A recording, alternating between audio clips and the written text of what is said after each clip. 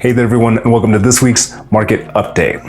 This last week in El Paso County, a total of 213 new homes came to market. We saw 67 price increases, 127 price decreases. We saw 58 homes that went back on the market, and a total of 423 homes that closed out on the sales and sold completely.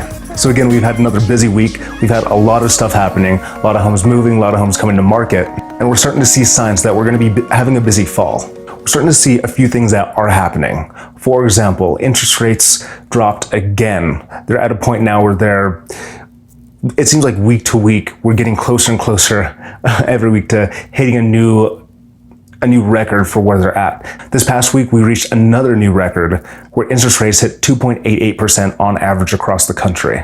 And not just that, but we saw an increase in applications to get a new mortgage that's 22% higher than it was this same time last year. And kind of across the board, industry experts are expecting sales to pick up even more during August and going into September. So again, this is something that I've stated multiple times, something that I've seen kind of across the industry, how we had that pause in the market when we had one of the hottest markets for the past 10 years here in Colorado Springs.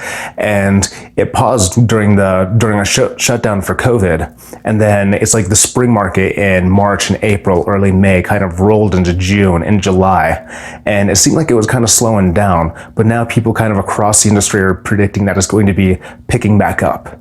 In fact, again, like we saw the interest rates drop again, which was the 2.88%. And this past week, I saw the days on market, how long it takes to sell a house on average here in El Paso County, go from 16 that it was last week back down to 12. So we've seen it kind of at the 14, 15, 16 mark. In fact, I think it might have even been 18 days last week. But again, this week we saw that drop pretty significantly to 12 days on market for the entire county on average. So again, it seems like there's multiple signs that are pointing towards we're gonna have a pretty busy fall market. And hopefully we have enough inventory that keeps coming to market during the fall so we can kind of keep more of a level market. So one thing I did kind of want to touch on is the importance of how creativity can come into play at a certain negotiation point, and that's during the inspection process. So let's say that you're selling your house, you get your home prepared, you get it on the market, get pictures taken, have the sign in the yard, you get an offer that you think is great and you accept it.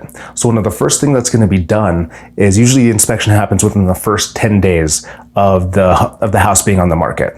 Now, and I've had multiple instances where we have the inspection done, maybe I'm working with the buyer, maybe I'm working with the seller, and the inspector finds something that could very well be a potential issue.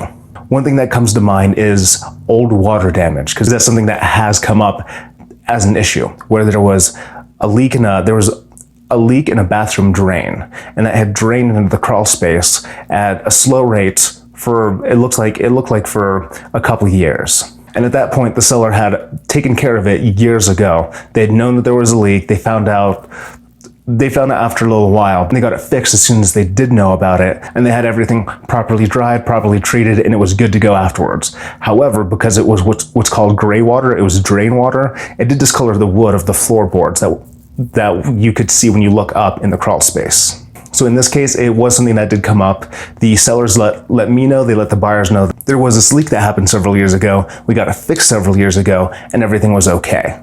Now, when I looked in the crawl space myself, I didn't have a chance to look everywhere with a flashlight. I didn't inspect every square inch. Luckily, the buyers did have a very good inspector that was able to look around and get them a great report. But the inspector did find some discoloration in the wood, brought it to the buyer's attention, the buyers brought it to our attention, and then we did find a way to resolve it. Basically what we did is the buyers were concerned that, what if this was mold? What if it's structurally impaired? What if there's a bigger problem behind it? But what I was able to do is I was able to find a mold remediation specialist, somebody who works with water damage, works with mold. They went out there, they inspected it, and they did a test to make sure that it was all completely fine. So overall, what ended up happening is we had it inspected. It turned out something that could have been a potential issue was no issue at all after we got it inspected by a professional and found out that everything was okay. But if you have any questions about anything I covered today, if you want to know what's going on in your neighborhood or a neighborhood that you're keeping an eye out on, or you want to know more about the inspection process, feel free to reach out to me. You can text me, send me a message, or give me a call anytime. That concludes this week's market update, and thank you guys for watching.